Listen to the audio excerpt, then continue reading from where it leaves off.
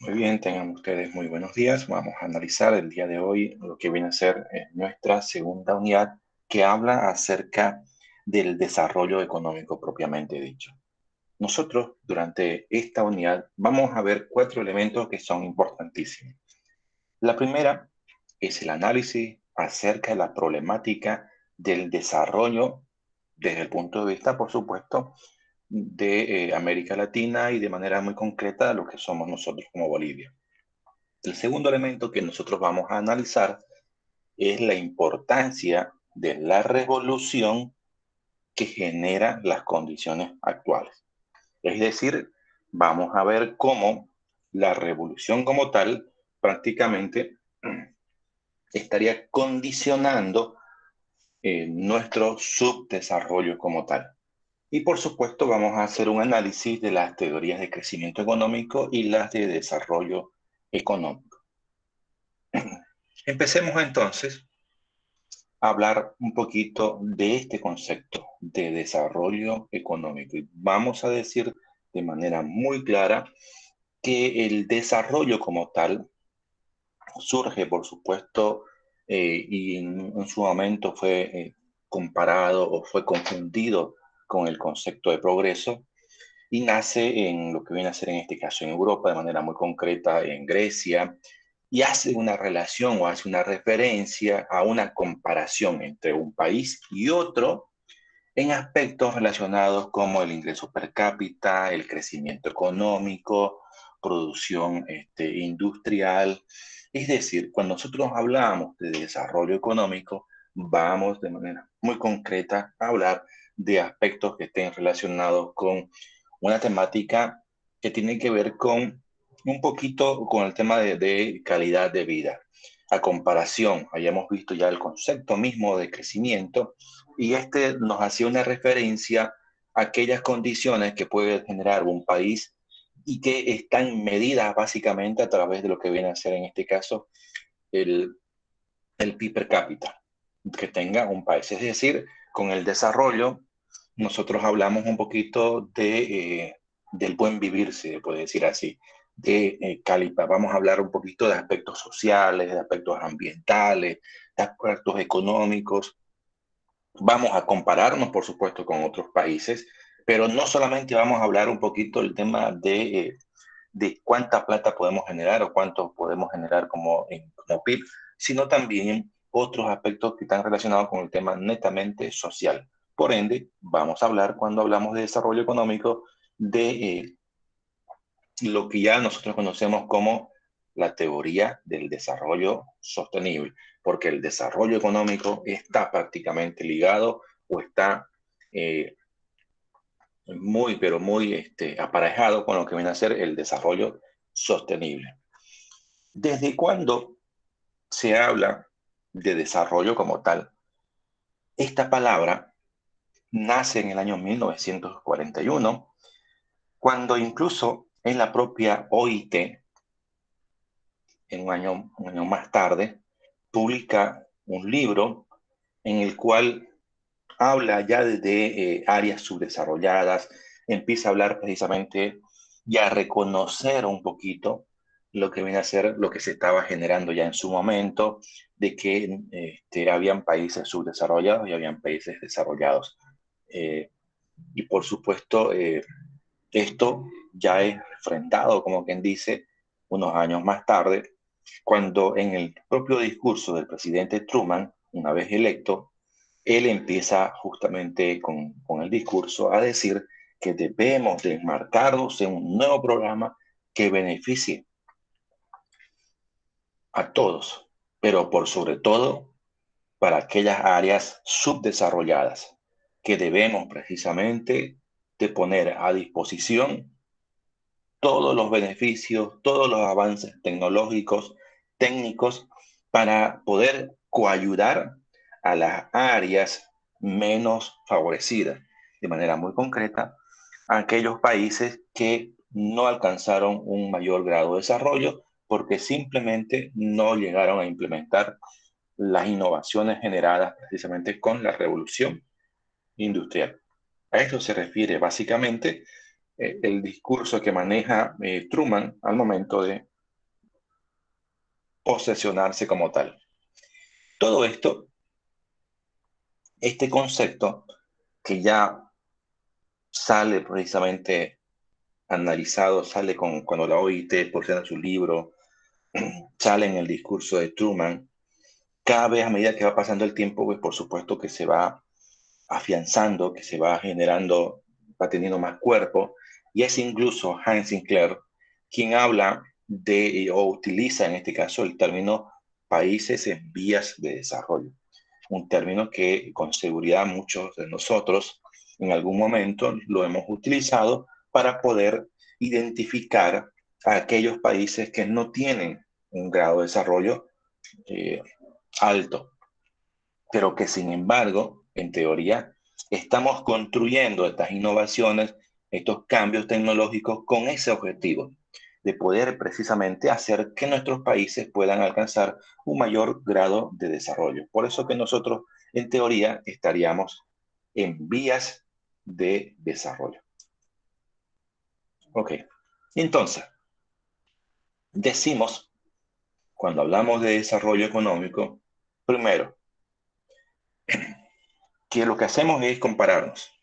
Comparamos grupos de países o simplemente a varios países unos con otros en aspectos relacionados eh, con la temática económica. Sí, es cierto, el desarrollo económico analiza también la parte económica, analiza también precisamente el tema del PIB per cápita, pero no solamente analiza el tema económico, sino también y por sobre todo analiza el tema social. Gracias al desarrollo económico podemos llegar a decir que prácticamente podemos llegar a medir lo que viene a ser en este caso la famosa calidad, el concepto de calidad de vida. Es decir, cuando hablamos de desarrollo económico, nuestra tendencia, el objetivo final que nosotros estamos promoviendo es precisamente identificar de qué manera un determinado país, como es el nuestro, puede alcanzar un mayor grado de desarrollo, pero desde el punto de vista de la sociedad, desde el punto de vista de si estas personas tienen acceso a los servicios básicos, tienen acceso eh, a bienes, productos y servicios que puedan aumentar su confort y de esa manera, por supuesto, puedan aumentar su calidad de vida. De tal forma que el desarrollo económico prácticamente se mide a través de lo que viene a ser lo que ya conocemos nosotros como índice de desarrollo humano. En este sentido, aquí debemos hacer, por supuesto, un hincapié nuevamente. ¿El desarrollo económico está relacionado con el crecimiento económico? Por supuesto que sí. Por supuesto que sí. Porque si un país tiene un alto crecimiento económico, eso también se va a ver reflejado en el desarrollo económico que tenga ese país. Porque habíamos mencionado que el desarrollo económico tiene prácticamente una base de tres grandes pilares. El económico, que va a estar prácticamente reflejado gracias al crecimiento económico, pero adicional a eso, vamos a ver dos grandes aristas más, que es el tema social expresado precisamente como la capacidad que pueda tener un país de poder brindar condiciones básicas para que su población cuente, tenga acceso a salud, educación y otros servicios básicos. Y el tercer elemento es el tema ambiental, es decir, de qué manera, en este caso, los gobernantes o la población puede acceder a los recursos naturales que el medio ambiente nos brinda y de qué manera precisamente estaría protegiendo esta condición. En este caso, el país que está siendo analizado. En este sentido, volvemos a insistir un poquito en este concepto que el desarrollo económico va de la mano o forma parte del desarrollo sostenible. Y el desarrollo sostenible tiene estos tres grandes aristas, no se vayan a olvidar, es parte del desarrollo económico, es parte del desarrollo ecológico y es parte del desarrollo social. De tal forma que prácticamente cuando hablamos nosotros de desarrollo económico, vamos a hablar de desarrollo sostenible. Y tener o hablar en este caso de una sociedad sustentable, implica trabajar hacia lo que viene a ser la equidad social, hacia la eficiencia económica y ser responsables desde el punto de vista ambiental. ¿Qué significa ser o trabajar hacia la equidad social? Significa que ese país va a generar condiciones de vida, va a generar las condiciones necesarias para que exista una igualdad de oportunidades, para que todas las personas que vivan en ese país pues puedan de alguna manera tener las mismas condiciones. Si todos tienen alcantarillado, entonces estaríamos hablando, por supuesto, de igualdad de oportunidades. Si todos tenemos servicios de recolección de residuos sólidos, si todos tenemos las condiciones necesarias precisamente para poder mejorar la vida de estas personas.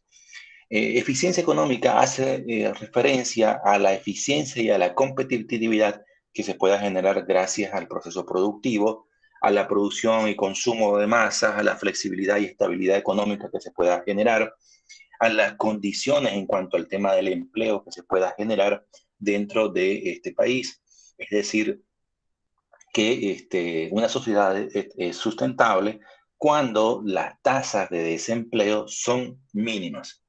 Es sustentable cuando la balanza comercial, en este caso, está mínimamente inclinada hacia, por supuesto, hacia una solvencia, es decir, aunque sea un pasito más o un porcentaje más, pero es más lo que nosotros exportamos que lo que importamos. A eso se refiere cuando hablamos nosotros de comercio internacional y que debe existir una eficiencia desde ese punto de vista. Responsabilidad ambiental habla o hace referencia precisamente al consumo de los recursos generados, al uso de los materiales y los residuos que se puedan generar desde este punto de vista, al análisis del riesgo y oportunidades que se puedan generar precisamente por la sobreexplotación de un determinado producto y esas medidas de mitigación que puedan de alguna manera evitar de que se genere un impacto medioambiental. De tal forma que se pueda conservar el paisaje natural, se pueda conservar el paisaje cultural y natural en este caso, de estos medios. En ese sentido, fíjense, para poder decir que vamos hacia un desarrollo sostenible o sustentable, debemos precisamente de trabajar con estos tres grandes vertientes o tres grandes aristas. Bien, hablaremos o vamos por lo menos a entablar lo que ya nosotros conocemos como revolución industrial. La revolución industrial que se da desde 1750, por supuesto que se da en Europa, nace en realidad en Inglaterra como un proceso en el cual la población aprende o cambia la forma de producir de forma que antes lo hacía de forma artesanal, de forma manual, a una producción mucho más industrial, a una producción de masa en la cual prácticamente el ser humano como tal se especializa en las diferentes temáticas y ya no es el responsable de hacer, sino es el responsable de poder implementar el sistema industrial, de poder mantener el sistema de cadenas de montaje, se especializa precisamente en la reparación, en la implementación de estas cadenas de montaje y prácticamente a medida que va pasando el tiempo, por supuesto, esto se va a tecnificar mucho más. La primera fase que habíamos mencionado que se desarrolla precisamente en Inglaterra desde 1750 hasta 1850, es decir, 100 años de revolución industrial, se da precisamente en Inglaterra o lo que se conoce como Gran Bretaña. ¿Por qué?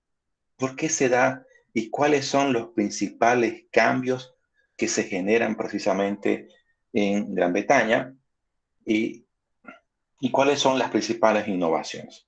A ver, vamos a decir que este es un cambio rápido y profundo que se da a la forma de producir, a la forma precisamente de poder desarrollar una industria. En este sentido, esto, si bien nace en Inglaterra, muy, pero muy poco tiempo. Esto es copiado en Francia, las innovaciones empiezan a darse también en Bélgica, en Holanda, en Alemania y en el resto de los países. Fíjense que incluso se habla de que los primeros países subdesarrollados son precisamente aquellos países que empiezan a implementar todas estas nuevas tecnologías.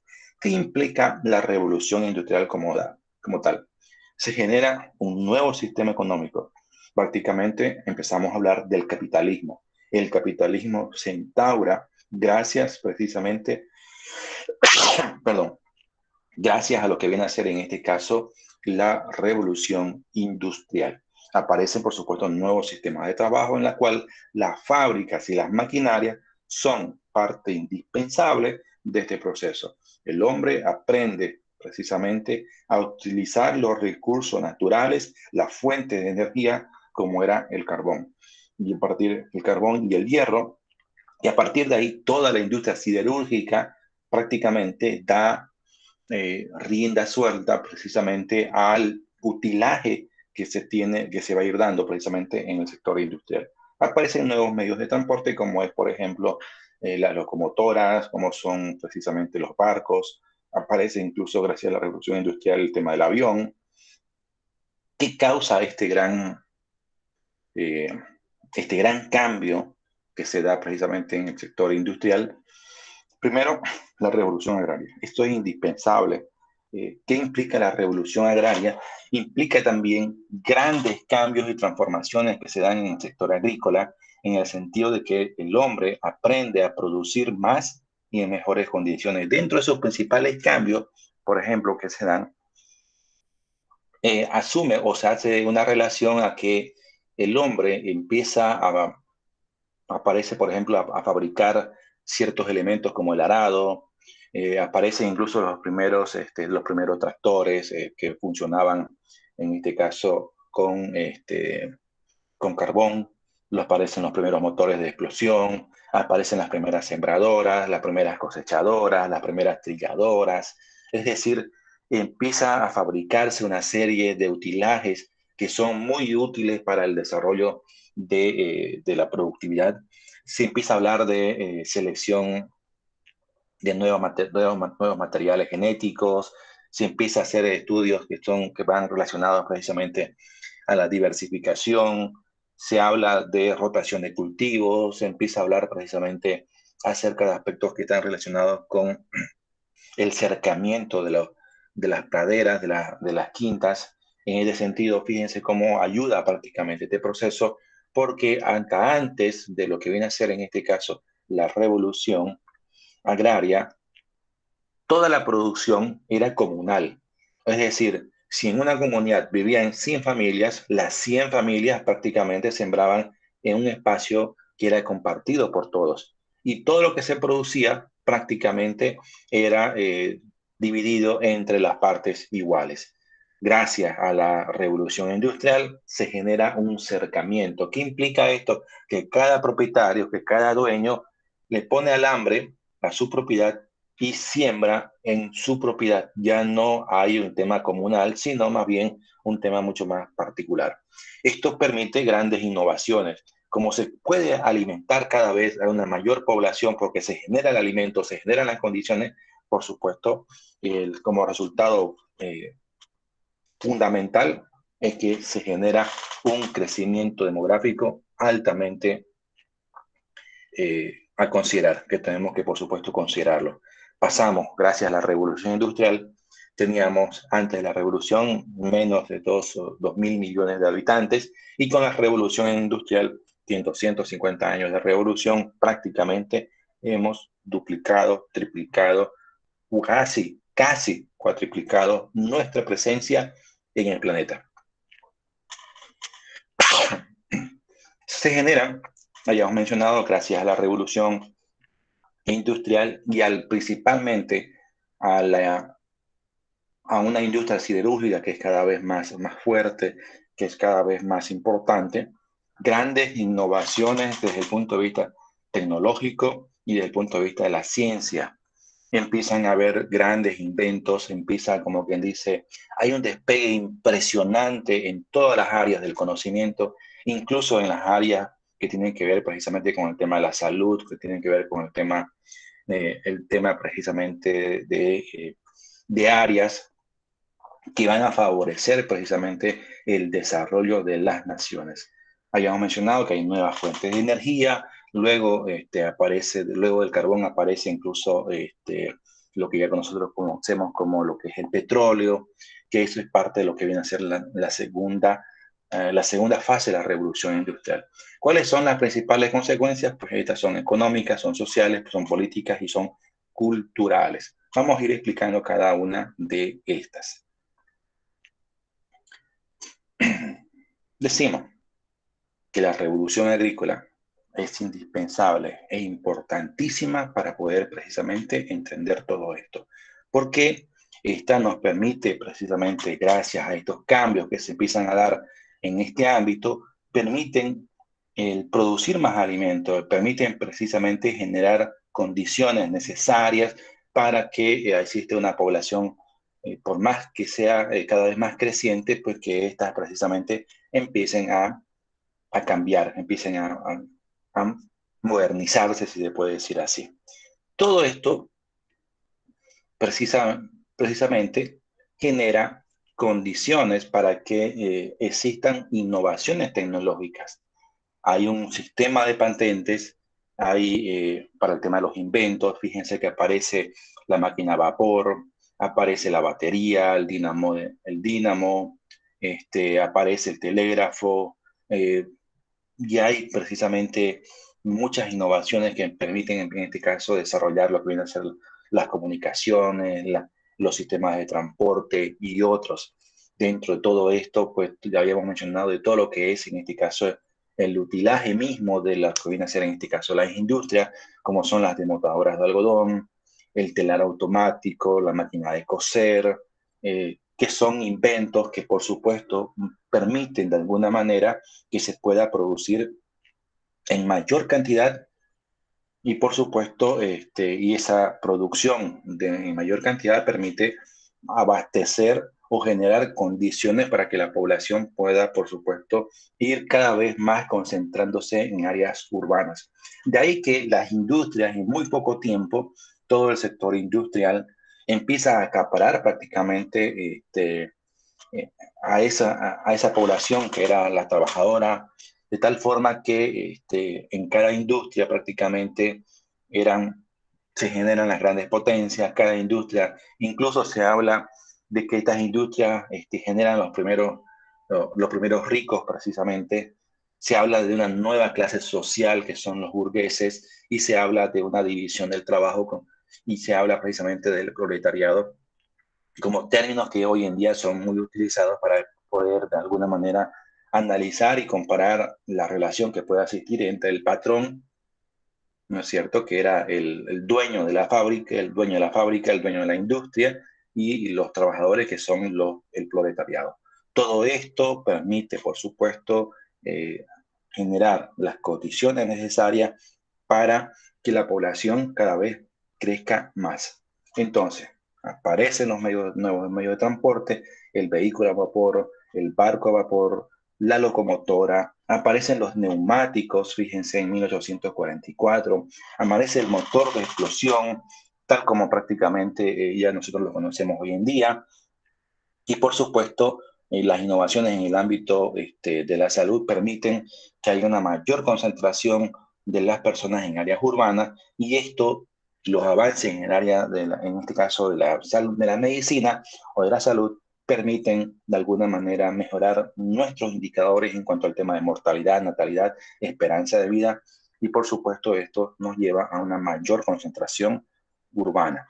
Entonces, hay un gran impacto gracias a la revolución industrial, pero este gran impacto, por supuesto, genera genera un impacto desde el punto de vista ambiental, porque todo esto se consigue gracias a una explotación de los recursos naturales. De manera muy concreta, hay una explotación del hierro y del carbón mineral que se encuentra precisamente en el medio ambiente y todas estas poblaciones, todos estos países que luego son considerados países desarrollados, obtienen este galardón, si se puede decir así, gracias, gracias a que supieron explotar los recursos naturales que tenían.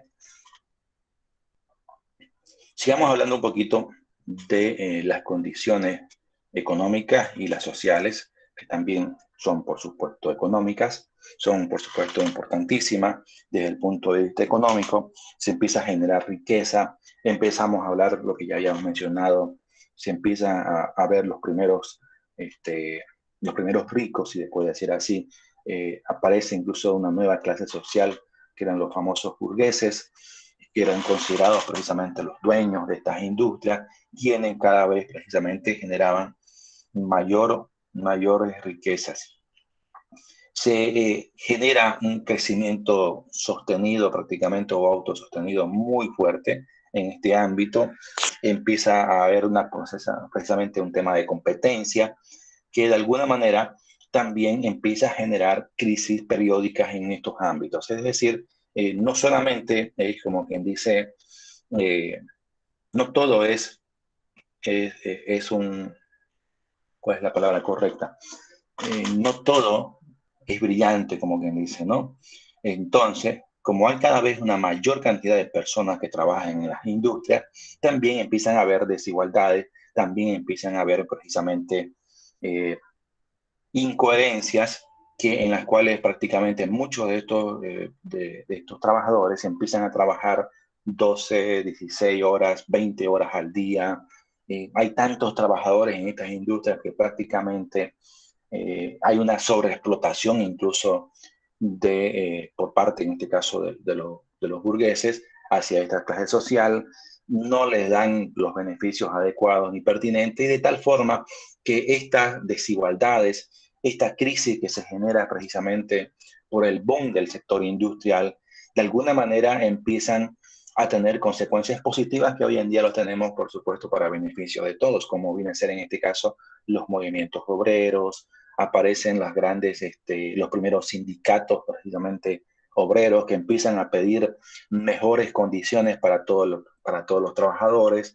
Empiezan los movimientos, las marchas, las huelgas que generan precisamente mejores condiciones.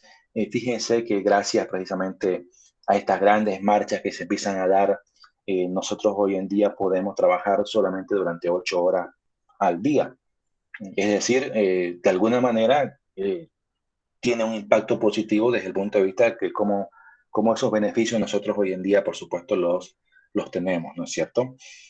Por supuesto, aparece la mujer dentro de lo que viene a ser el tema industrial. Antes de esto, pues la mujer tenía un rol que estaba prácticamente, eh, que era solamente para el cuidado, en este caso, de los hijos, y tenía prácticamente que estar en casa.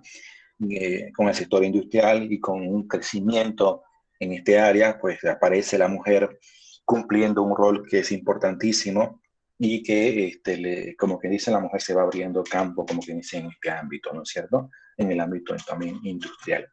Y por supuesto, de alguna manera, todo esto ya hemos mencionado que crea, crea opulencia, crea miseria, crea grandes desigualdades desde el punto de vista de una concentración de la riqueza en pocas manos y una gran cantidad de personas que son trabajadores, pero que viven en la miseria porque antes lo que se les pagaba precisamente era prácticamente nada.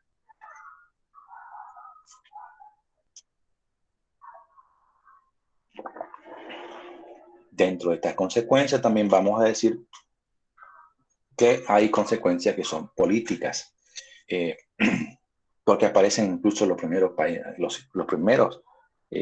partidos políticos, los sistemas de parlamentarios, aparecen incluso o se crean los primeros países, los primeros movimientos obreros, los primeros sindicatos, los primeros partidos obreros. Hay una gran, como quien dice, concentración del mercado. Cada vez los países que tienen una mayor cantidad de industrias tienen una economía mucho más fuerte en comparación con los países que no implementan esta tecnología. En este sentido, pues vamos a tener un incremento del número de ciudades.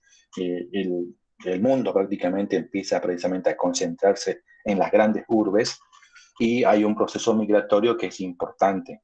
Es decir, el hombre empieza a abandonar el campo para ir precisamente a trabajar a las industrias. Esto, de alguna manera, da pie precisamente a una nueva escala de valores entre lo que es hacer la libertad y la riqueza.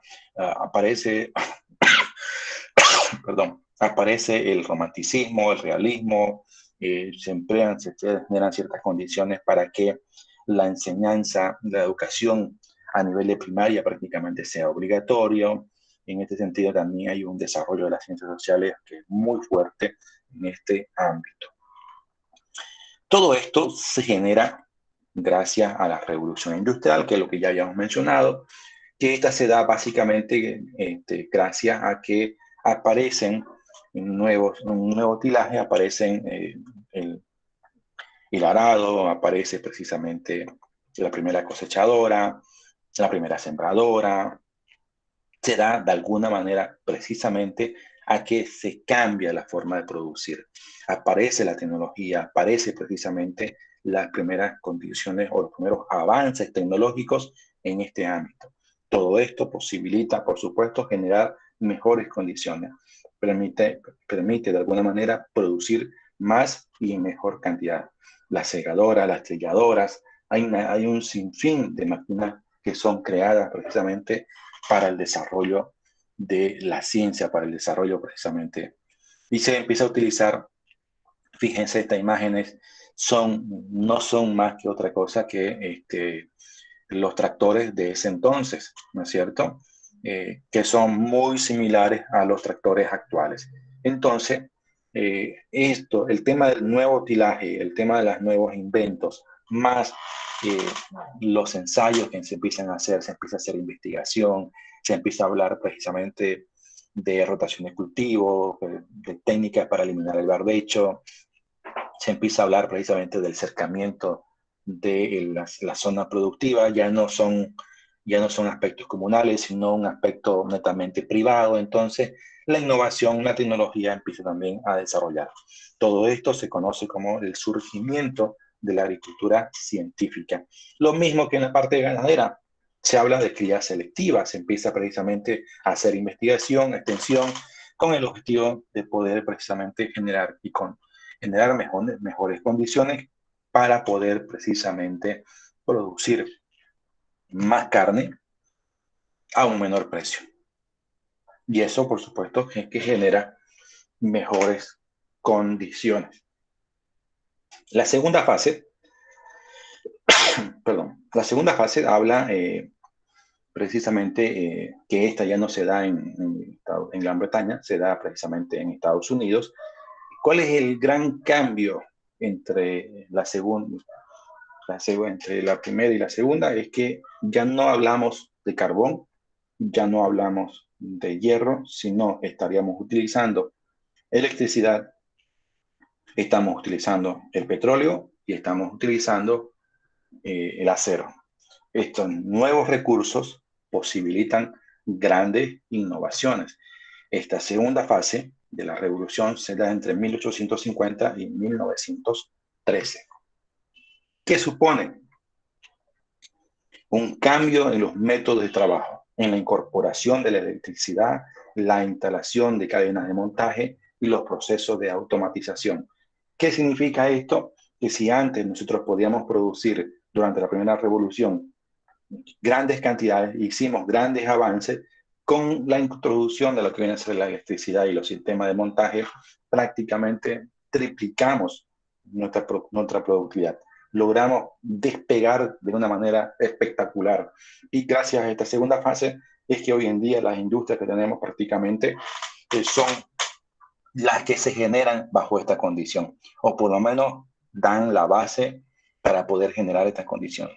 A partir de ahí también, por supuesto, que se generan ciertos avances desde el punto de vista científico. Creo que una de las áreas de mayor desarrollo también es el tema de la medicina, porque también gracias a estas empezamos a hablar de nuevos indicadores en el ámbito precisamente relacionados con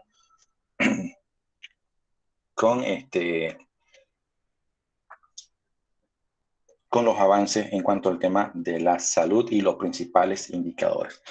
Uno de los grandes elementos que contribuyen precisamente a este mejoramiento son el uso de los hidrocarburos. Aparece, por supuesto, el petróleo y sus derivados, y a partir de acá, pues nosotros podemos producir fuentes de energía, nuevas fuentes de energía, y la utilización de nuevas materias primas con el objetivo de poder precisamente producir las condiciones necesarias para un mayor grado de desarrollo. Entonces, todo esto genera precisamente que los países que ya venían implementando esta tecnología puedan aún más crecer. Hay un mejoramiento, un cambio radical en los medios de transporte. Empezamos a utilizar lo que viene a ser en este caso la gasolina y otros para poder mover precisamente a estos medios de transporte. Es decir, dejamos la locomotora, dejamos precisamente el carbón como medio o como fuente de energía y empezamos a sustituirlos por la gasolina. La gasolina y el diésel. Esto hace, por supuesto, que todo el sistema de transporte, llámese barcos, vehículos, incluso los aviones y todo lo demás, pues den un salto espectacular en cuanto al tema de los cambios, las innovaciones. Y que se diga del tema del avión, que gracias incluso a lo que viene a ser en este caso la Primera Guerra Mundial, se convierte, da el salto fundamental para convertirse en un medio de transporte que inicialmente nace gracias a la guerra, pero que luego permite precisamente, una vez concluida la guerra, pues permite grandes cambios, grandes transformaciones debido a que posibilita que nosotros podamos movernos recorriendo grandes distancias en muy poco tiempo. Hay grandes innovaciones en el ámbito del comercio, habíamos mencionado grandes cambios en el tema del sistema de transporte, hay los procesos de automatización y esto conlleva a una mayor especialización, es decir, el hombre aprende a arreglar la máquina, ya no opera. El hombre empieza precisamente a especializarse, a tecnificarse para poder precisamente ayudar en estos procesos. Todo esto, de alguna manera, genera la base del desarrollo industrial, genera las condiciones necesarias precisamente para hacer que las ciudades puedan seguir creciendo, puedan seguir innovando, puedan precisamente generar mayor cantidad de riqueza. Si nosotros analizamos el tiempo o la línea del tiempo con los principales inventos que se dan durante las dos primeras fases, fíjense que tendríamos la locomotora de vapor en 1817 y la línea férrea en 1830. La fotografía aparece en 1839. El telégrafo en 1837, el Zeppelin prácticamente en 1900 y así sucesivamente. Fíjense que gracias a la revolución industrial, el sistema precisamente tecnológico, el sistema precisamente el tema de los inventos, las innovaciones, sufren un cambio trascendental. Y de alguna manera, por supuesto, todo esto posibilita que nosotros entremos a un proceso de modernización, a un proceso de cambio, transformación de nuestra industria, pero también de nuestras poblaciones. Entramos a entender un poquito lo que pasa en la tercera y la cuarta revolución industrial. Primero, vamos a decir que la revolución industrial o la tercera revolución industrial, fíjense que ya teníamos cadenas de montaje, ya había electricidad en las industrias, ya estaba el proceso automatizado. A partir de acá, una vez que concluye la segunda guerra mundial, la humanidad se centra prácticamente en cómo se puede reconstruir los países y cómo podemos generar riqueza basados precisamente en toda la experiencia que se había generado. Entonces, se empiezan a generar las condiciones para que, por supuesto, tengamos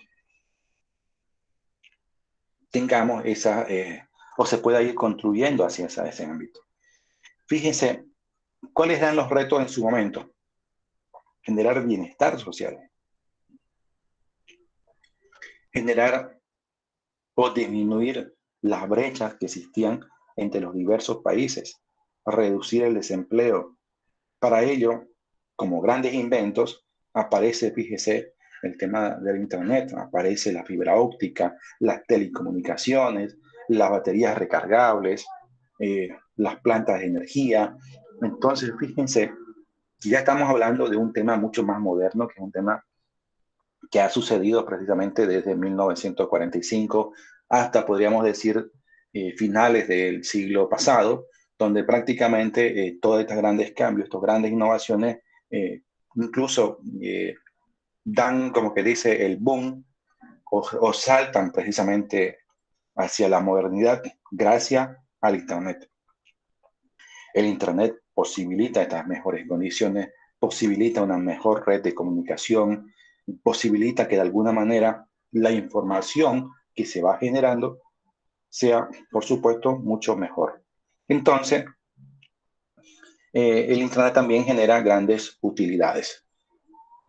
El hombre empieza a generar, a especializarse. El hombre ya tiene acceso no solamente a primaria, sino también a secundaria y tiene ya acceso al sistema de universitario. A partir de ahí, por supuesto, vamos a tener los primeros profesionales, si se puede decir así, que trabajan precisamente en este ámbito y que han sido formados pensando en la revolución industrial.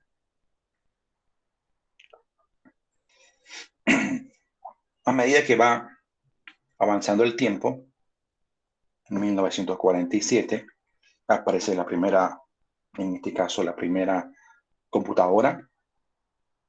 En 1962 aparece el famoso Internet. Inicialmente, la red de redes, como es conocida el Internet, nace de manera muy concreta como una intranet. Ustedes saben que una intranet no es otra cosa que una red interna en la cual prácticamente nos permite conectar equipos de computación que puedan pertenecer, por ejemplo, a una misma universidad. ¿Cómo nace el Internet? Eh, Había la necesidad de poder conectar a los científicos que estaban trabajando en la Universidad de Harvard con otras universidades. Y a partir de ahí se crea el famoso Internet, pero inicialmente la misión única era precisamente hacer y compartir la divulgación o divulgar, en este caso, las investigaciones que se estaban haciendo en Harvard con Universidad X. De ahí que en muy poco tiempo resulta que ya no solamente era con esta, este vínculo de información, ya no solo se hacía entre universidades de Estados Unidos, sino también empieza mete su cuchara, como que dice, Inglaterra, y a partir de ahí empieza, como que dice, a disgregarse, y cuando acordamos, el Internet prácticamente estaba en medio mundo. En 1973 aparece el primer teléfono, el primer celular. Entonces, fíjense que estas innovaciones, estas tres grandes innovaciones, la computadora, el Internet y las comunicaciones, son la base precisamente para poder explicar lo que sucede en lo que nosotros conocemos en la tercera revolución industrial. Entonces, la manufactura, los procesos industriales es mucho más, es electrónica, por supuesto se potencia el tema de la automatización y el cambio a energías renovables. Fíjense que ya habíamos dicho nosotros que a partir de 1970, y bueno, en realidad 73, cuando se genera la crisis del petróleo, la humanidad en sí se da cuenta de que los recursos naturales no eran ilimitados y que había la necesidad de generar mejores condiciones para poder diversificar el tema de la energía, para poder precisamente hacer que éstas sean mucho más sostenibles. A partir de acá se generan ciertas innovaciones con este objetivo de generar, de hacer que nuestros automóviles, que nuestra industria se muevan no solamente con el uso del petróleo, sino también con otros elementos. Y por supuesto se empieza a hablar de energías renovables. Las condiciones del proceso es mucho más flexible, es mucho más adaptable, es mucho más veloz, y todo esto da precisamente, genera la base para que hoy en día nosotros estemos hablando de una cuarta revolución industrial.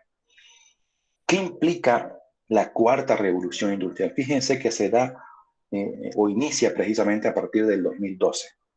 ¿Qué implica esto? La aparición de la tecnología, del GPS precisamente en todo el proceso industrial. Aparecen nuevos sensores, aparece lo que ya nosotros conocemos como el famoso Big Data, ¿no es cierto? Que no es otra cosa que el manejar información, por ejemplo, relacionada con el tema del tiempo, pero no información de 2 meses o 3 meses, sino podemos hablar información estadística de las temperaturas mínimas, máximas, medias de todo el planeta, o de 100, 200, 300, 400 años, para poder precisamente, a partir de esos datos generados de hace 300 años, poder generar simulaciones para ver cómo va a ser el comportamiento de estos datos, de la temperatura, en el tiempo, en el paso del tiempo, gracias precisamente a estas condiciones. Todo esto va a permitirnos que hoy en día prácticamente el propietario o el dueño de una industria esté de repente incluso en el campo y pueda, por supuesto, acceder a información de lo que está generándose en su propia industria. Información respecto al tema de su productividad, en cuanto al tema de los materiales que están siendo utilizados y todo esto, ¿no?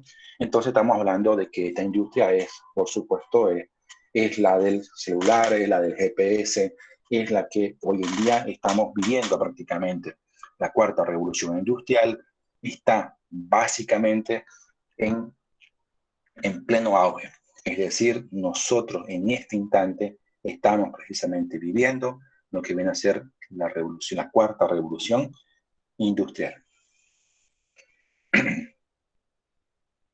Fíjense que estos grandes cambios e innovaciones que se dan a lo largo del tiempo precisamente han ayudado, han contribuido para que nosotros tengamos una industria 4.0 en la actualidad. La revolución industrial, basados precisamente en sistemas ciberfísicos de producción y operación, posibilitan una mayor, fíjense cuál ha sido si se puede decir así, la relación común que tienen cada una de estas fases. Desde la primera hasta la última, ¿cuál es la idea básica? De generar una mayor productividad, de hacer que esto sea mucho más rápido, mucho más eficiente, y el rol que ha tenido el hombre a lo largo del tiempo, prácticamente vamos a decir que ha ido cambiando. Hoy en día, el rol que cumple el hombre dentro de lo que viene a ser la industria 4.0 se tiene que tecnificar cada vez más, porque evidentemente la máquina está, como quien dice, está controlando todo el proceso. Hoy en día muchas de las industrias se lo hacen de forma completamente automatizada, donde el hombre solamente debe de prender un botón y gran parte del proceso productivo prácticamente lo realiza precisamente estos equipos. Todo esto, de alguna manera, están posibilitando tener una industria que es, por supuesto, cada vez más virtual, una industria que, de alguna manera, está permitiendo tener, de alguna manera, si se puede decir así, un rol cada vez menos protagónico en el proceso industrial como tal, al del hombre. Pero, sin embargo, es indispensable que el hombre se adapte a estas nuevas condiciones, a esta nueva realidad, y que empiece, como siempre lo ha hecho, a a generar las condiciones para que exista, por supuesto, trabajo, si se puede decir así, para el hombre, ¿no es cierto? No es que la máquina nos va a quitar este espacio de poder, este espacio precisamente de trabajo, no va a ser así. Pero sí es importante que el hombre se empiece a adaptar a estas nuevas tecnologías. Entonces estamos hablando de que, por supuesto, ya la manufactura generada en estas nuevas industrias es mucho más eficiente, se genera a menor costo, hay hay una importante tecnología de información que se da en todas estas nuevas industrias. Hay diversos puntos de control que prácticamente que te van midiendo ciertos elementos, en el cual prácticamente en muy poco tiempo vos tenés un sinnúmero de datos que te van a ayudar a tomar decisiones. Entonces, todo está con sensores, todo está automatizado. Vuelvo a insistir, eh, se han generado las condiciones para que el propietario, el gerente, pueda estar de repente en campo, pero conectado a la vez con lo que viene a ser en este caso con la industria. Entonces, ya estamos hablando de Internet de las Cosas, estamos precisamente hablando de las fábricas del futuro, ¿no es cierto? De un proceso de smartización en el cual precisamente permite, vuelvo a insistir, a que todo esté computarizado, de que vos incluso desde tu celular puedas estar controlando las actividades que se desarrollan en tu industria. Incluso esto ha llegado hasta el tema agrícola. Hoy en día las nuevas cosechadoras, las nuevas sembradoras están con unos paneles de control espectaculares que parecen un celular. Y vuelvo a insistir en esto, vos como propietario podés saber exactamente en qué momento se encendió el tractor, eh, dónde se movió, si sembró o no sembró, cuántas horas estuvo sembrando, de tal forma incluso vos podés llegar a saber si tenés un operador que es extremadamente flojo, de repente trabajó 2 horas y fue y se paró, como que dice, en una de las esquinas de tu propiedad y por supuesto con el vehículo encendido, con aire acondicionado, con todo lo que vos querrás, y se quedó durante 3 horas, como que dice, a dormir ahí. Vos hoy en día podés saber que ese vehículo estuvo parado durante 3 horas, a qué hora empezó y a qué hora terminó. Y por supuesto, esto te va a permitir tomar decisiones, esto te permite llegar a decir, señor, ¿por qué usted se paró si a mí me está reportando de que todo está en perfectas condiciones? Por consiguiente, significa que usted estaba, como quien dice, de holgazán, por ende, patitas para la calle, ¿no es cierto? Es decir, permite tener un mejor control.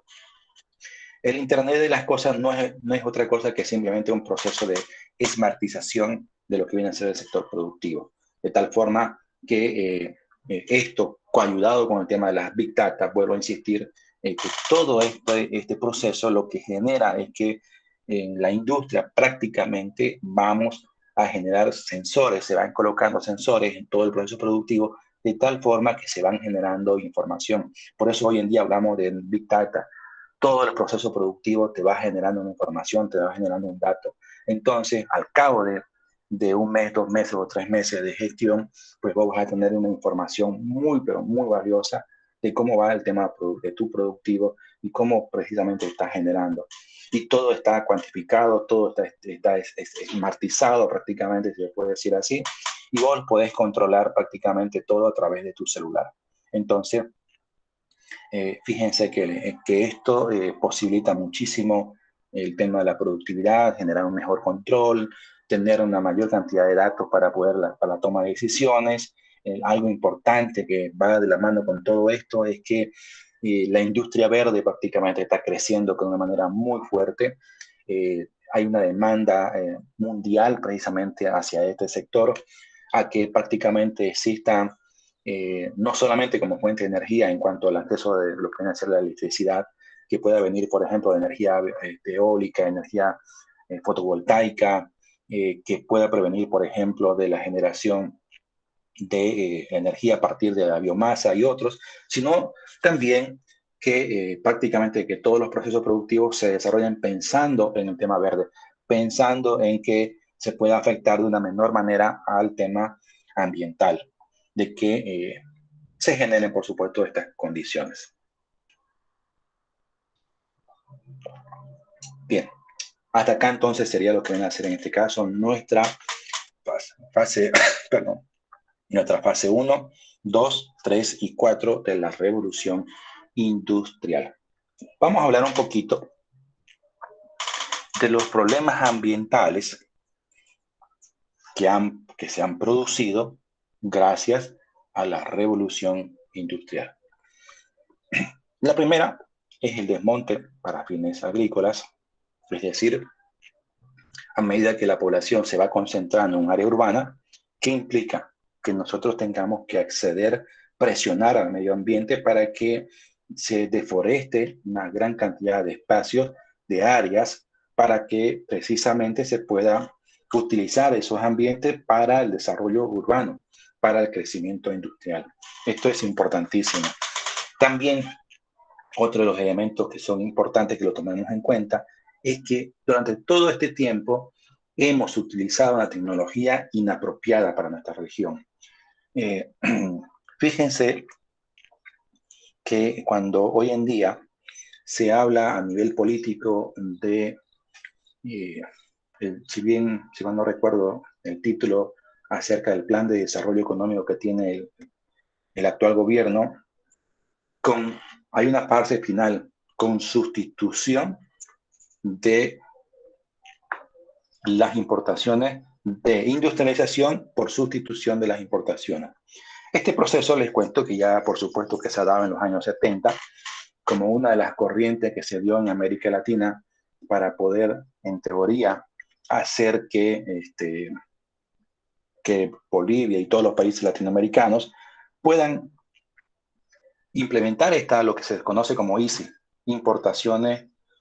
industrialización por sustitución a las importaciones, que conllevó precisamente todo esto que se dio ya en los años 70, a que tengamos una tecnología inapropiada. ¿Qué significa? ¿Por qué una tecnología inapropiada?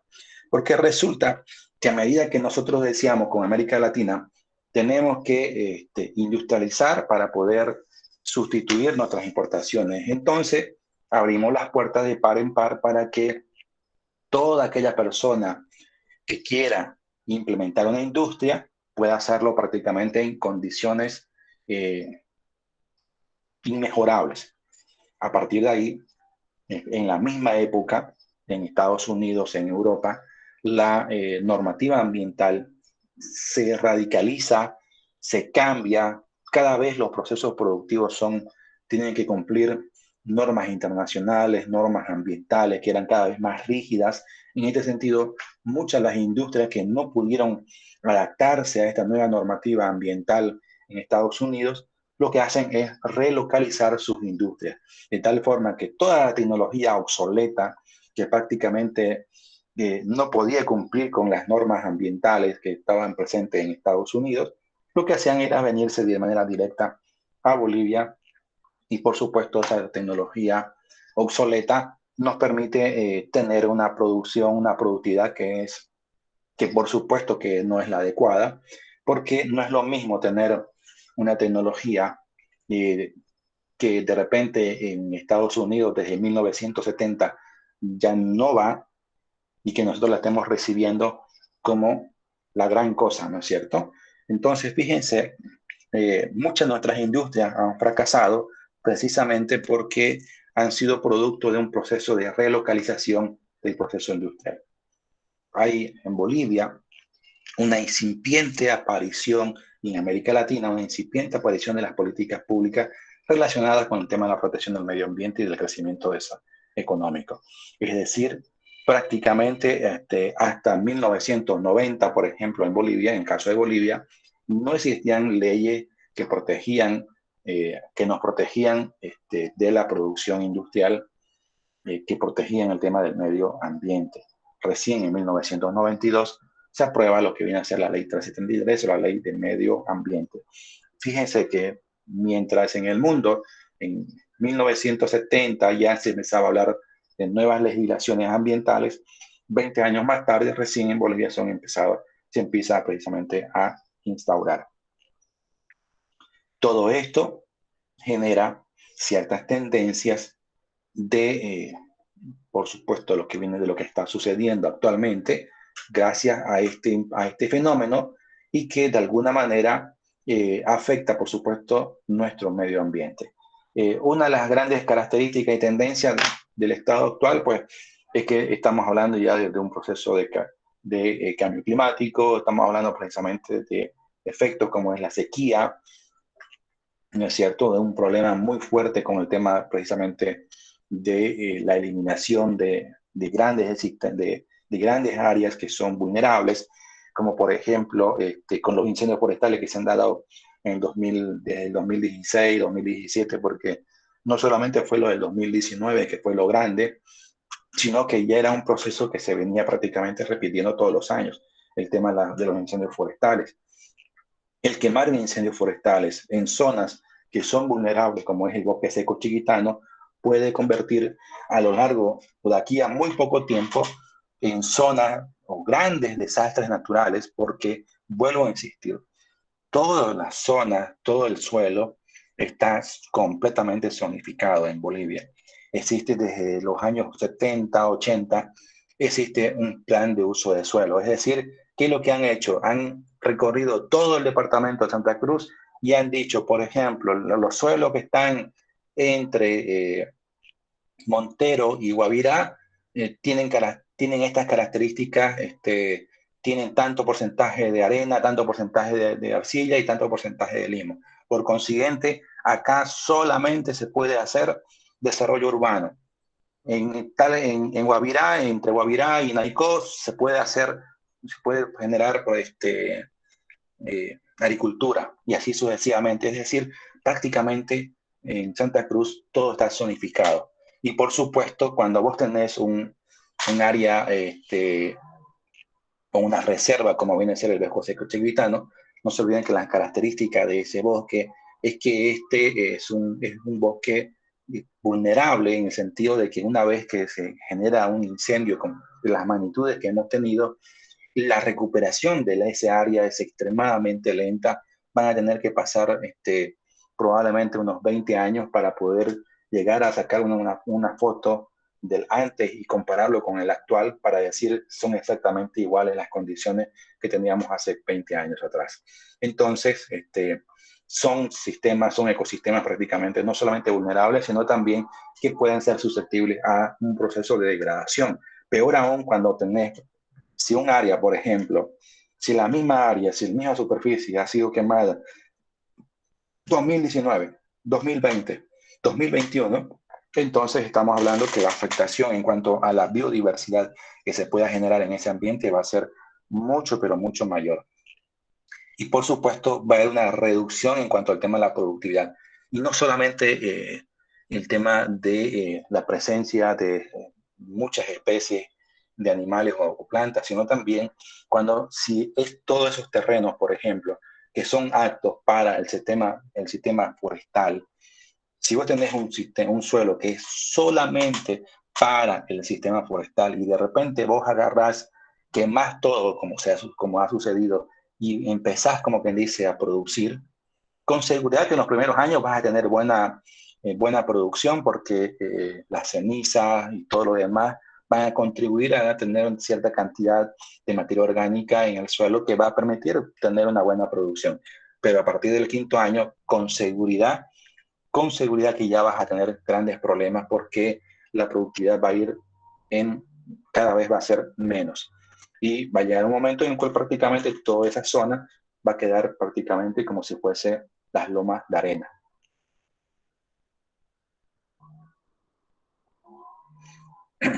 En América Latina, uno de los grandes problemas que se tiene precisamente tiene que ver con el tema del suelo, porque vuelvo a insistir con lo que estaba explicando hace un instante atrás, hay muchos procesos que se están desarrollando que están generando un impacto medioambiental, como es el proceso, por ejemplo, de salinización. Si alguno de ustedes, por ejemplo, vive de Puesto Fernández para adelante, comprenderá lo que yo les voy a decir en este instante. Hay, hay zonas en las cuales, por ejemplo, se tiene sembrado soya, ¿ya? pero producto de las malas praxis, producto de la utilización desmesurada de agroquímicos, eh, de repente que el agua prácticamente no, el agua que se está utilizando para este fin, de repente no es el óptimo, no es el adecuado, y cuando acordamos empieza a cambiarse o modificarse el pH del suelo, es decir, pasa de un suelo, de un pH con suelo ácido, que estaba entre de repente en 5.5 o 6, pasa a 7, pasa a 8, cuando pasa de 7, digamos que un 7.5 o 8 de pH, prácticamente cambia la condición de un pH ácido a un pH alcalino. ¿Qué pasa si el suelo tiene ese pH? Prácticamente el cultivo de la soya, por ejemplo, no produce, no se desarrolla, porque la soya se desarrolla solamente en condiciones de pH ácido. Entonces, ahí que toda esa zona donde está precisamente eh, ese suelo salino, o ese suelo básico, como quieran llamarlo, vamos a tener en este caso grandes manchas calcáreas en la cual prácticamente se reduce la productividad. La erosión, pues me imagino que ya ustedes conocen perfectamente de qué se trata la erosión, que es la pérdida de los nutrientes producto del agua o producto del viento. Es decir, si nosotros, por ejemplo, en el campo eh, dejamos que el viento, que no dejamos, por ejemplo, árboles para que se proteja el suelo, entonces la acción del viento lo que va a generar es va a ir arrastrando, como dicen, los nutrientes. Entonces, ese arrastre de nutrientes va a ir, por supuesto, generando que los suelos sean cada vez más pobres. Eso va a generar una pérdida de la fertilidad, va a generar que las producciones sean cada vez menos y por consiguiente, muchas de estas personas, muchas de estas familias que están precisamente en estas condiciones, que están trabajando bajo estas condiciones, van a preferir precisamente venirse a la ciudad porque ya no producen como lo hacían antes. Y esto va a generar, por supuesto, un agravamiento de las condiciones de pobreza. En el tema minero, principalmente en lo que viene a ser en, en lo que viene a ser el occidente, es una actividad que es relativamente fuerte. Ustedes saben muy bien que hay muchas industrias, principalmente en Potosí, en Oruro, que trabajan precisamente gracias a la extracción de los minerales y que, como ustedes saben también, que estos, al ser un recurso que es no renovable, en algún momento también va a generar grandes problemas. Pero por sobre todo, el tema de la actividad minera tiene una gran consecuencia porque para poder extraer, no se olviden que lo que hacen los mineros es picar la roca y dentro de esa roca pues van a haber pequeños trozos en los cuales probablemente tengas de repente 500 gramos, pero de los 500 gramos puedas sacar de repente solamente 20 gramos de un determinado mineral. Y para poder sacar esos 20 gramos se deben de utilizar ciertos compuestos químicos que prácticamente ayudan en esa labor. El drama está de que cuando vos utilizás estos compuestos químicos, normalmente lo que logras hacer, o lo que provocas en este caso, es que eh, generes un proceso de contaminación, porque todos esos compuestos químicos que has utilizado para poder precisamente obtener este producto son vertidos de manera directa, en este caso, hacia los ríos, hacia el suelo, y genera, por supuesto, grandes problemas ambientales. De ahí que, por ejemplo, eh, hay muchos estudios que se han hecho respecto al tema de la contaminación de manera muy concreta del río Pilcomayo, por ejemplo, en la cual se dice que las aguas que llegan precisamente desde el norte Potosí, cuando ya llegan prácticamente hacia el lado de Tarija, ya son aguas que tienen una gran concentración de arsenio, de mercurio y otros compuestos químicos o metales pesados que no solamente pueden afectar la disponibilidad de los peces, porque puede incluso llegar a matarlos, sino que también, en el caso de que vos pescase un pescado que tenga una gran cantidad de estos metales pesados, pues puedan de alguna manera afectar la salud de quienes están consumiendo el producto. de quienes están comiendo el pescado en este caso, ¿no? Entonces, la actividad minera tiene y se debe de gestionar de una forma mucho más adecuada porque de lo contrario va a afectar en este caso de manera muy concreta a a este gran problema. También veníamos hablando de que el tema de los residuos sólidos se convierte en el problema número uno a nivel mundial, o por lo menos uno de los más importantes.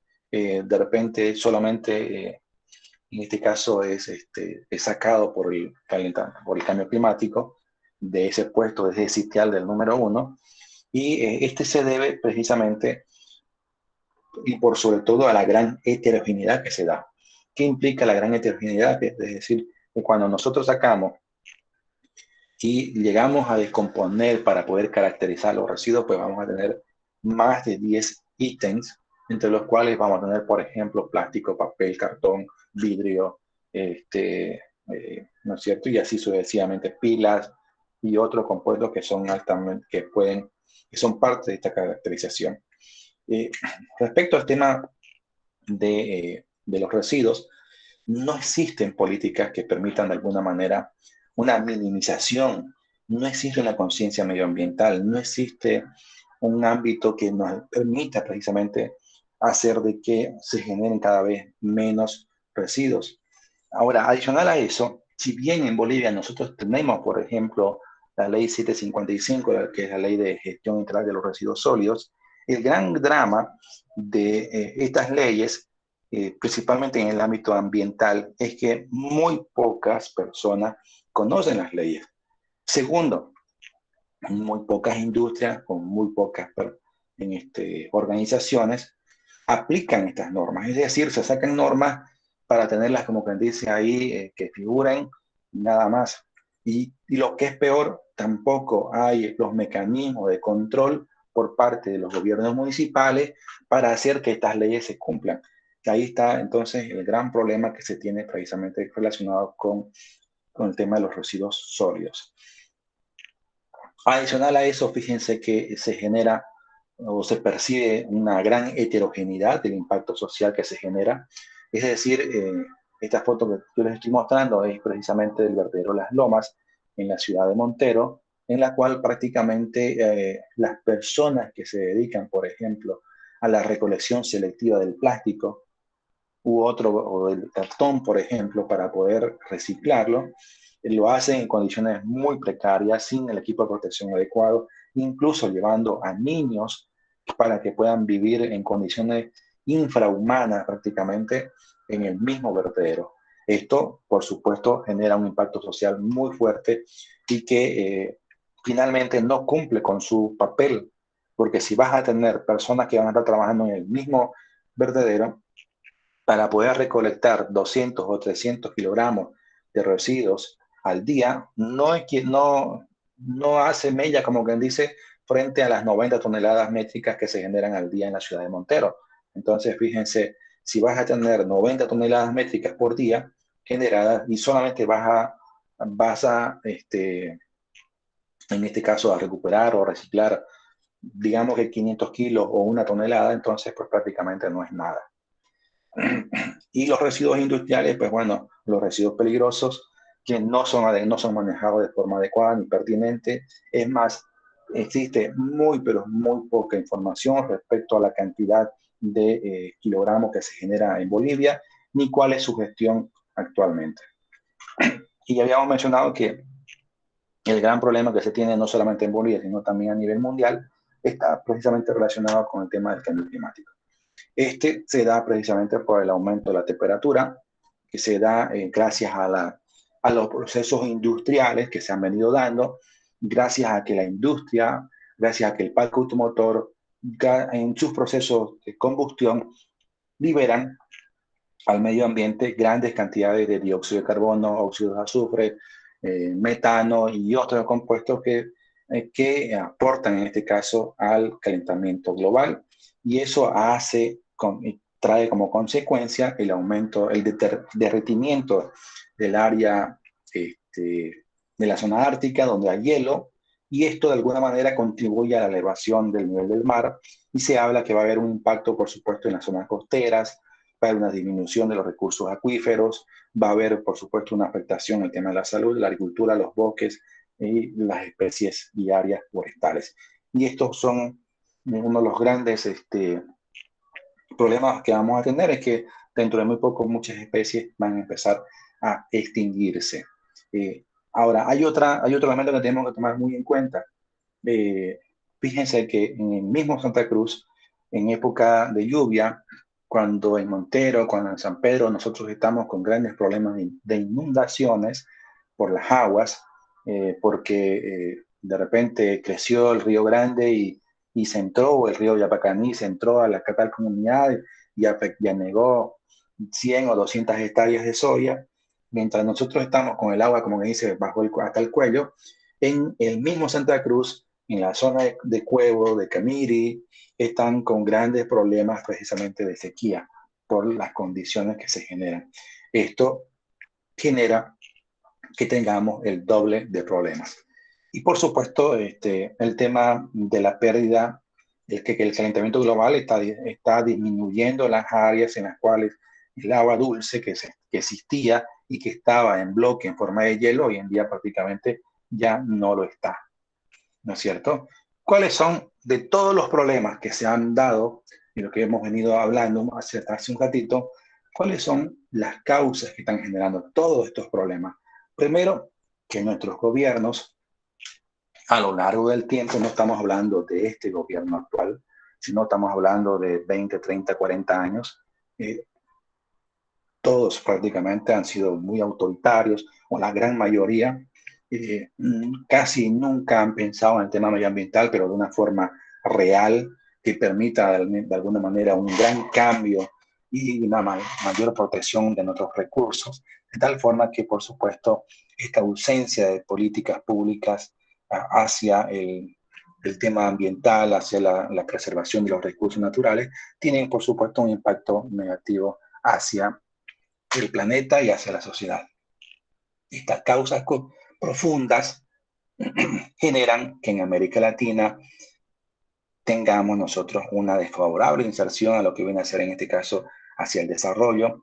Ahí tenemos nosotros un rezago científico y tecnológico, es decir, una gran brecha entre los países industrializados, los países desarrollados y nosotros. Y por supuesto hay una poca inversión económica en el área ambiental. Todo esto tiene una afectación muy fuerte no solamente en Bolivia, sino también en el mundo entero con respecto a los grandes problemas que nosotros tenemos. Miren, yo les demuestro, se habla de los principales problemas que nosotros tenemos en Bolivia. Primero, la deforestación. Cada año, cada año se pierden más de 2 millones de hectáreas para fines agrícolas, ya sean por incendios forestales o sea precisamente a través de la tala de árboles para este fin. La minería, ya la habíamos mencionado, que es un problema muy serio, no porque se está extrayendo en este caso los recursos y estos sean no renovables, sino que el problema de la minería es la utilización de ciertos compuestos químicos que no son tratados de forma adecuada. Por consiguiente, al ser depositados a los lechos del río, depositados precisamente sobre el suelo de manera directa, entonces estamos generando, por supuesto, una contaminación muy fuerte. En Bolivia se están desapareciendo los humedales, hay un grandes problemas precisamente relacionados con este ámbito. En la caza de animales, ni que se diga, en los últimos años ustedes han visto que hay cientos y peor todavía cuando aparecen eh, otro tipo de ciudadanos que por lo visto les gusta ciertos animales como el jaguar y otros, y utilizan no solamente el tema del cuero, sino utilizan sus colmillos para temas ya sea por temas de salud o simplemente por creencias, pero que provocan en este caso la extinción o la muerte de estos problemas. Miren, contemplamos también un gran problema relacionado con el tema de la basura, con el tema del agua, por supuesto con el tema de la contaminación o del aire contaminada. Decimos, por ejemplo, que en el tema de la basura, en Bolivia, si nosotros tuviéramos que partirnos en este caso en cuanto al tema de la distribución del mismo, el eje central prácticamente, estaríamos hablando de que el 48% de toda la basura que se genera en Bolivia se genera en las tres principales ciudades, en La Paz, Santa Cruz y Cochabamba, y el 52% en los otros 6 departamentos restantes. La falta y el acceso de agua es cada vez mayor, es un problema muy serio que debemos tomarlo con mucha responsabilidad. El 10% de la falta de este líquido elemento está precisamente centrado en el área metropolitana. En Santa Cruz, el 6% de la población boliviana tiene ya dificultades para poder acceder a este líquido tan importante. Y ni qué se diga si hablamos nosotros ya del tema de contaminación o el aire contaminado.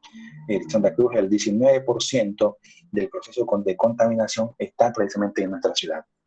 Y si hablamos precisamente de forestación, pues Santa Cruz se lleva prácticamente la torta, ¿no? Bueno, se lleva gran parte de la torta, el 11% Cochabamba, el 10% Santa Cruz y el 7% La Paz.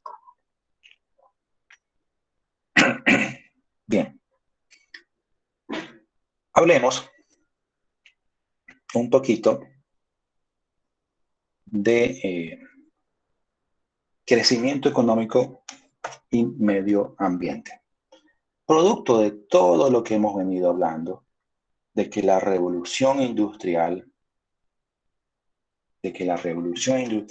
afecta al deterioro medioambiental, en el año 1974, Kuznets nos dice, saca un modelo que nos dice, vamos a medir de qué manera el crecimiento económico afecta al medio ambiente, de qué manera la explotación, el uso de los recursos naturales impacta sobre el medio ambiente. Y crea una curva en la cual se ejemplifica que las poblaciones o los países que tienen un mayor grado de desarrollo o de mayor ingreso per cápita, va a ir, por supuesto, va a ir degradando el medio ambiente. Fíjense, ¿qué nos dice este pequeño cuadro? Si un país X, esto es menor a mayor. A mayor ingreso per cápita, mayor será la degradación ambiental. Entonces, pongámoslo como ejemplo para que podamos entenderle. Si una familia cuyo ingreso es de 3.000 bolivianos, pongámosle, esa familia, como tiene ingresos relativamente reducidos, va a tener un menor impacto medioambiental. Porque, por ejemplo, sus compras las va a hacer en el mercado. Como son varias las cosas que ellos van a traer, normalmente la señora lleva las bolsas de yute, porque no quiere estar comprando todas las veces. Entonces lleva sus bolsas de yute y pide que las papas y todo lo que vaya a comprar sean depositados en esas bolsas de yute. Luego, estas personas, esta familia se va a mover en moto o se va a mover en el sistema de transporte público. Entonces, el impacto medioambiental de esta familia con un promedio de ingresos de 3.000 bolivianos al mes va a ser mínimo. Ahora bien, comparemos esta misma situación con una persona que tenga un ingreso promedio de 20.000. Al tener 20.000 de ingresos, es pasible a poder acceder a crédito bancario. Por consiguiente, va a tener entre un vehículo o 2 vehículos en su casa. Es probable que ni siquiera la casa propia tenga, pero va a tener 1 o 2 vehículos. Por consiguiente, al moverse en vehículo propio, su impacto medioambiental, porque estaría generando, en este caso, las condiciones, sería mucho mayor. Esta persona no va al mercado, esta persona va al supermercado, y en el supermercado, por cada 3 productos te dan una bolsa. Entonces, fíjense, una bolsa plástica, ¿no es cierto? Entonces, la degradación ambiental que estaría generando esta persona que tiene un ingreso de 20.000 bolivianos va a ser mayor. Ahora, la curva de Kuznets nos dice que si de persistir el ingreso, se generan mejores condiciones. Y esto acá nosotros lo vemos y analizamos desde el punto de vista de una sociedad moderna. Por ejemplo, en Holanda, la conciencia medioambiental es tan alta y las políticas ambientales son tan fuertes que prácticamente el 95% de todos los movimientos de toda su población lo hacen en trenes, en metros, y estos metros son eléctricos. Un gran porcentaje de esta población se mueve en bicicleta o utiliza en este caso el metro. Por consiguiente, lo que vas a tener en Holanda o en Países Bajos es un grado de contaminación prácticamente nulo. El 80-90% de sus vehículos del sistema de transporte público son eléctricos. Por consiguiente, cero emisiones. Hay una política muy fuerte para el uso de la bicicleta en el trabajo, de tal forma que aquella persona que demuestre que se mueve utilizando bicicleta para llegar a su trabajo, no solamente tiene las condiciones para que esta persona llegue, incluso se bañe estando en la misma industria, en la misma empresa, y aparte de eso va a tener, por supuesto, su propio estacionamiento y todas esas cosas, sino también que va a tener un 20% como una especie de bono por utilizar, en este caso, eh, tecnología de transporte que es ecológica, que es en este caso que trabaja desde el punto de vista del bienestar. Entonces, fíjense, a medida que las sociedades avanzan, a medida que los ingresos aumentan, también se puede generar un mejoramiento de las condiciones ambientales. La curva de Kuhn es precisamente expresada en este caso ya de forma real. Fíjense que es muy similar a lo que nosotros estábamos hablando. Miren el ejemplo de Francia. Nosotros lo tenemos con este color verde y nos dice y nos muestra una curva que es muy similar a lo que nosotros estamos viendo hace unos instantes atrás. ¿No es cierto? Entonces, esta curva es muy bien utilizada precisamente para poder medir y poder velar lo que viene a ser en este caso el impacto medioambiental desde el punto de vista del crecimiento económico. Hablemos un poquito de John Maynard Keynes. Este señor que vive desde 1883 hasta 1946 es uno de los grandes economistas que ha aportado, por supuesto, no solamente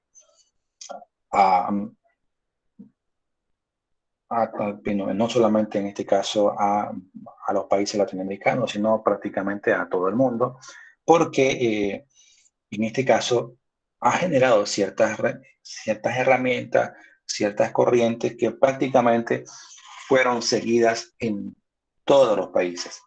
De ahí que hablamos precisamente de un keynesismo o del keynesianismo y del post-keynesianismo, de tal forma que prácticamente las medidas adoptadas en los años 50 y 60, gracias a las doctrinas de este señor, han sido realmente utilizadas. Y cuando nosotros hablamos de este señor, vamos a hablar prácticamente de crecimiento. Vamos a hablar de manera muy concreta precisamente de la forma de poder medir el desarrollo como crecimiento. Si se puede decir así, este conflicto que puede existir entre crecimiento y desarrollo se debe básicamente a la participación, al aporte de este señor. Entonces, vamos a decir que el crecimiento como tal, como desarrollo, ha sido muy popular principalmente en América Latina, principalmente en lo que viene a ser nuestro sector, porque hasta hace muy poco tiempo la forma de llegar a medir el desarrollo era precisamente a través del crecimiento. Sino hasta 1992 que cambia esta figura y empezamos a hablar un poquito más de lo que es en este caso el desarrollo. Y crecimiento como tal precisamente debe entenderse como de que primero debe entenderse como algo que esté muy, pero muy relacionado con el tema del desarrollo, pero que en ningún momento debemos nosotros de confundirlo como tal. Crecimiento no es igual a desarrollo. Crecimiento es la base fundamental para poder hablar de desarrollo. Eso es cierto, pero no es lo mismo. Por consiguiente, es importante poder identificar precisamente con claridad para los cuales precisamente el crecimiento no es otra cosa que el fin del desarrollo o que permite alcanzar el desarrollo gracias al crecimiento. Hablemos un poquito de lo que viene a ser en este caso el estructuralismo. Esta es una corriente que nace precisamente gracias a la participación de la Comisión Económica para América Latina, que nace en el año 1948 y que tiene, por supuesto, grandes aportes hacia el medio ambiente. El keynesianismo, el estructuralismo, mejor dicho, nace, vuelvo a insistir, nace en América Latina con el objetivo de poder contribuir al desarrollo económico, es decir, analizar el por qué los países latinoamericanos somos o seguimos siendo subdesarrollados y qué debemos hacer o cuáles son las acciones que debiéramos de desarrollar para poder hacer que los países como nosotros podamos empezar a despegar hacia lo que conocemos como el desarrollo. ¿Qué acciones debemos desarrollar para poder precisamente alcanzar el mayor grado de desarrollo posible? De tal forma que se convierte en ciertas recetas de cocina, que se puede decir así, que los países latinoamericanos debiéramos de desarrollar. Si bien estas son elementos indispensables para poder precisamente alcanzarlas, podemos decir de que hay ciertas reformas, hay ciertos postulados que son tomados en cuenta y que de alguna manera contribuyen a alcanzar.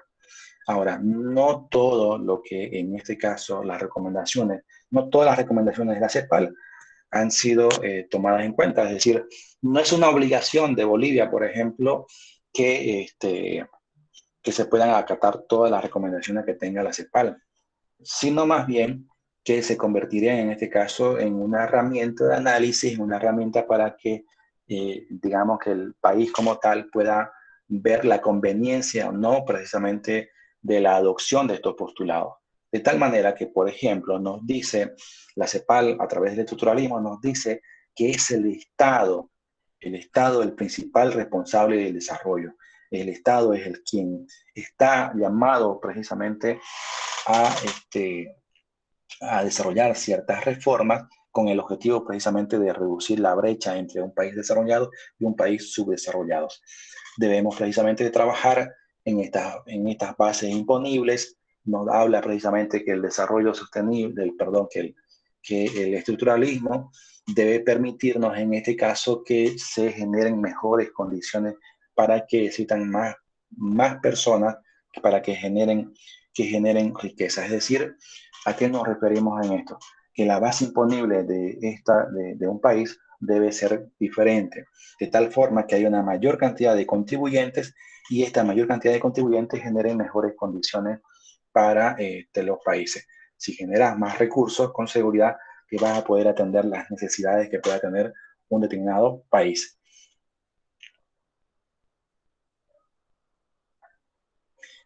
Hablamos un poquito de el enfoque de las necesidades básicas que tiene la OIT, Organización Internacional del Trabajo, que está relacionado precisamente a que se debe alcanzar un mayor grado de desarrollo siempre y cuando se pueda pensar en cubrir las necesidades básicas que tiene el ser humano, como por ejemplo aquellas que están referidas sobre el acceso a la educación, acceso a la salud y otros componentes que son indispensables, que la población que va a ser afectada tenga mínimamente un salario mínimo aceptable, que tenga trabajo, que tenga alimento, que tenga vivienda, que tenga, por supuesto, acceso a los servicios básicos, que sea relativamente bien remunerado en cuanto a las expectativas de su trabajo y que tenga ciertas condiciones cualitativas relacionadas precisamente a un entorno que sea saludable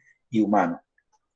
Todo esto va a permitir precisamente que se genere ciertas condiciones o se genere la cama para tener lo que ya nosotros conocemos como como el desarrollo sostenible. El enfoque a escala social, que también de alguna manera parte de lo analizado por la OIT, pero que estos señores se centran no solamente en lo que viene a ser en este caso el cubrimiento de las necesidades básicas que tiene un ser humano, sino que incorpora un componente político al tema social y por supuesto al tema económico, de tal forma que este componente, este enfoque nos dice que es indispensable que la población, que en este caso que los gobiernos puedan precisamente trabajar de manera muy concreta en el delineamiento de las políticas que se puedan generar para mejorar las condiciones de vida en este caso, de su población. En ese sentido, considera que el tema político es indispensable e importantísimo para poder generar las condiciones para que la población de un determinado país pueda alcanzar el desarrollo. Bien, y con esto hemos concluido nuestra segunda unidad y pasaremos, por supuesto, a rondas de consultas y preguntas al respecto.